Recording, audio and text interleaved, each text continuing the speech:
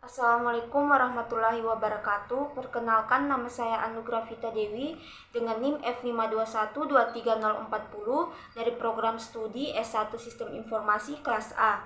Di sini saya akan menjelaskan 5 materi yang sudah saya terima selama mata kuliah pengantar sistem informasi. Materi yang pertama adalah pengenalan sistem informasi. Sistem informasi terdiri dari 2 kata, yaitu sistem dan informasi. Sistem adalah beberapa komponen yang memiliki fungsi yang berbeda dan saling berkaitan dan bekerja sama untuk mencapai suatu tujuan. Sedangkan informasi adalah data atau fakta yang telah diproses dan telah memiliki arti yang bermanfaat terutama dalam kebutuhan komunikasi. Jadi, sistem informasi adalah beberapa komponen yang bekerja sama dan memiliki sesuatu yang diproses, ditujukan untuk mencapai sebuah sasaran atau tujuan. Ada 11 aspek yang menandakan sistem informasi yang berkualitas. Yang pertama adalah akurat, kedua lengkap, ketiga fleksibel, keempat handal, kelima dapat diverifikasi, yang keenam tepat waktu atau aktual, yang ketujuh relevan, yang kedelapan ekonomis, yang kesembilan sederhana, yang kesepuluh aman, dan yang terakhir dapat diakses. Komponen dari sistem informasi sendiri adalah perangkat keras, perangkat lunak, prosedur, jaringan komputer dan komunikasi data, basis data, dan juga pengguna atau user. Materi yang kedua adalah sistem informasi pada organisasi. Organisasi adalah sekelompok orang yang terstruktur dan dikelola untuk memenuhi misi dan tujuan. Terdapat 2 pendukung dalam aktivitas organisasi. Yang pertama adalah aliran barang, yang kedua adalah aliran informasi. Sistem informasi berperan juga pada industri 4.0. Di antaranya adalah kolaborasi. Terjadi kolaborasi antar tim, antar divisi, antar organisasi, atau bahkan antar negara. Yang kedua adalah inovasi, ide baru, perkembangan, atau sesuatu yang baru. Di dalam implementasi sistem informasi terdapat proses bisnis, yaitu sekumpulan aktivitas yang saling terkait untuk menghasilkan atau menyelesaikan sesuatu.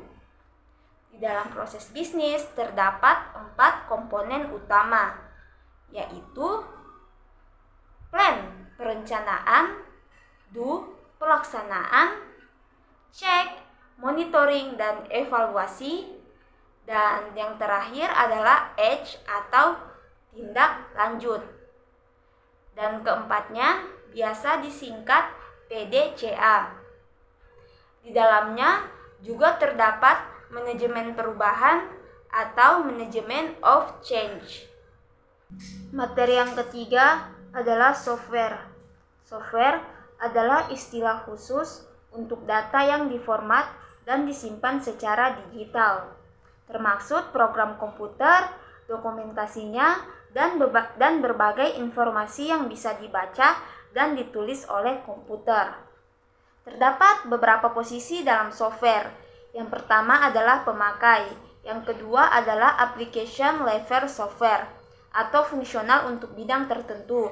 Yang ketiga adalah system level software, yaitu pengatur kerja hardware, dan yang terakhir adalah hardware atau eksekutor perintah.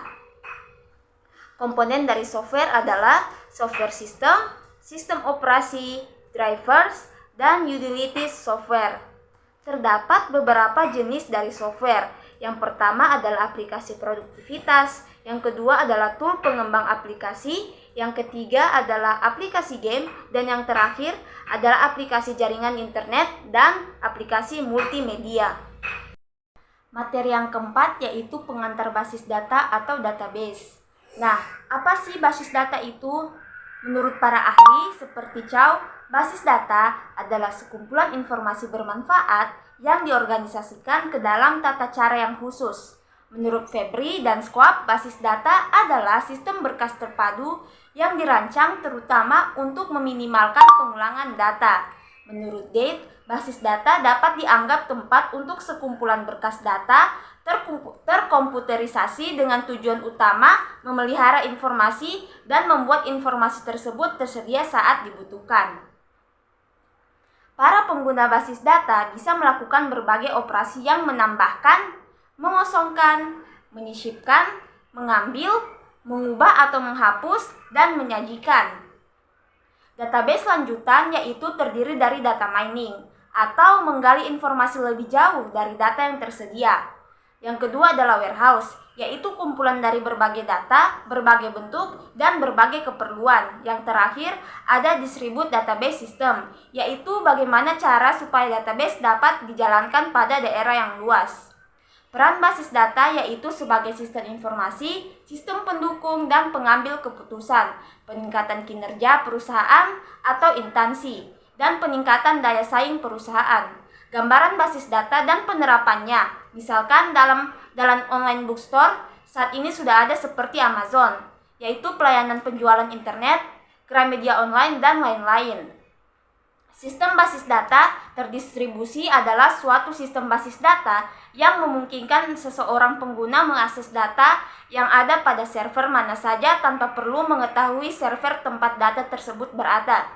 Ciri-cirinya yaitu adanya basis data yang tersebar di berbagai lokasi. Materi yang selanjutnya adalah data dan informasi. Data adalah fakta mengenai objek, orang, dan lain-lain. Data dinyatakan dengan nilai angka, deretan, karakter, atau simbol. Informasi adalah hasil analisis dari sintesis terhadap data. Dengan kata lain, informasi dapat dikatakan sebagai data yang telah diorganisasikan ke dalam bentuk yang sesuai dengan kebutuhan seseorang. Hierarki data terdiri dari data, elemen data, rekaman, dan berkas. Elemen data adalah sebuah data terkecil yang tidak dapat dipecah lagi menjadi unit lain yang bermakna. Istilah file atau medan, kolom, item, dan atribut. Rekaman yaitu gabungan sejumlah elemen data yang saling terkait dalam sistem basis data rasional. Rekaman biasanya disebut dengan istilah tuple atau baris. Berkas yaitu himpunan seluruh rekaman yang bertipe sama membentuk sebuah berkas dalam sistem basis data rasional. Berkas mewakili komponen yang disebut tabel atau relasi. Macam-macam database yaitu seperti MongoDB, HyperTable, ChooseDB, Riak, Neo4j, Forestore, Firebase, Redis, dan lain-lain. Materi yang kelima adalah pengambilan keputusan manajemen. Tingkatan manajemen di dalam suatu organisasi dibedakan menjadi 3 bagian, yaitu manajemen tingkat atas atau tingkat strategi, manajemen tingkat menengah atau tingkat taktik, dan manajemen tingkat bawah atau tingkat operasional. Kategori kegiatan manajemen yang pertama yaitu strategic planning atau perencanaan strategi. Merupakan kegiatan manajemen tingkat atas yang mencakup pendefinisian rencana yang strategi untuk proses penentuan goals dan strategi yang digunakan untuk mencapai tujuan dari organisasi. Yang kedua, manajemen kontrol atau pengendalian manajemen. Merupakan kegiatan manajemen tingkat menengah di mana manajemen tingkat ini menjalankan taktik dengan strategi yang telah ditetapkan. Yang ketiga, operational control atau pengendalian operasional. Merupakan kegiatan manajemen tingkat bawah yang menjurus kepada hal-hal yang sifatnya terperinci dan operasional. Keputusan oleh manajemen dapat diklasifikasikan ke dalam 3 tipe, yaitu keputusan terstruktur atau struktur discussion. Merupakan keputusan yang terjadi secara rutin atau berulang kali. Keputusan ini dilakukan pada manajemen tingkat bawah. Yang kedua, keputusan semi-struktur atau semi-struktural discussion. Merupakan keputusan yang sebagian bersifat terstruktur dan terjadi berulang kali dan sebagian bersifat unstruktur atau tidak selalu terjadi. Keputusan semi-terstruktur ada pada level manajemen tingkat menengah. Dan yang ketiga adalah keputusan tidak terstruktur atau unstruktur discussion. Merupakan keputusan yang tidak selalu terjadi. Tidak ada model dalam memecahkan masalah ini dan biasanya berlaku pada level top manajemen.